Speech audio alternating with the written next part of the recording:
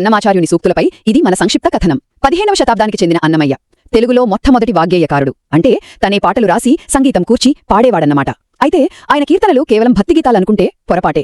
అవి మన జీవితానికి ఉపయోగపడే ప్రాక్టికల్ పాఠాలు. ఆయన మనకు ముఖ్యంగా 3 పాఠాలు నేర్పారు. సమాజంతో ఎలా ఉండాలి, మనతో మనం ఎలా ఉండాలి, ఇంకా ఈ జీవితాన్ని ఎలా చూడాలి అని. మొదటిది, 600 ఏళ్ల తర్వాత కూడా మన సమాజానికి ఒక సవాల్లాంటి విషయం. అదేంటంటే మనిషి విలువ పుట్టుకలో కాదు, వాళ్ల నడవడికలోనే ఉంటుంది. రాజు నిద్ర, సేవకుడి నిద్ర రెండూ ఒకటేనని, అందరూ సమానమే అని గుర్తు చేశారు. అందుకే కదా కులము కన్నా గుణము మిన్న అని అన్నారు. ఇక రెండవది, ఇది మనందరికీ తెలుసు కానీ తరచుగా మర్చిపోతుంటాం.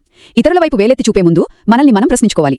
బయట శత్రువుల కన్నా ముందు మనలోనే ఉండే కామం, క్రోధం లాంటి 6 అంతఃశత్రువులను అంటే అరిషడ్వర్గాలను గెలవాలని హెచ్చరించారు. చివరిగా ఆయన చెప్పిన విషయం మనల్ని బాగా ఆలోచింపచేస్తుంది. ఈ జీవితం ఒక నాటకరంగం లాంటిది. పుట్టడం, చనిపోవడం ఈ రెండే నిజం. మధ్యలో జరిగేదంతా ఒక నాటకం మాత్రమే. అందుకే అనవసరమైన ఆశలకు, వాదనలకు పోకుండా సింపుల్గా, నీతిగా జీవించమని ఆయన సూచించారు. సింపుల్గా చెప్పాలంటే అన్నమయ్య కీర్తనలు దేవుడి కోసం మాత్రమే కాదు, అవి కాలంతో సంబంధం లేకుండా మనలాంటి మనుషుల కోసం రాసిన ఒక పర్ఫెక్ట్ లైఫ్ గైడ్. ఈ వీడియో మీకు నచ్చినట్లయితే లైక్ చేయండి, షేర్ చేయండి, కామెంట్ చేయండి. అలాగే మన ఛానల్ ని సబ్స్క్రైబ్ చేయండి. Thanks for watching.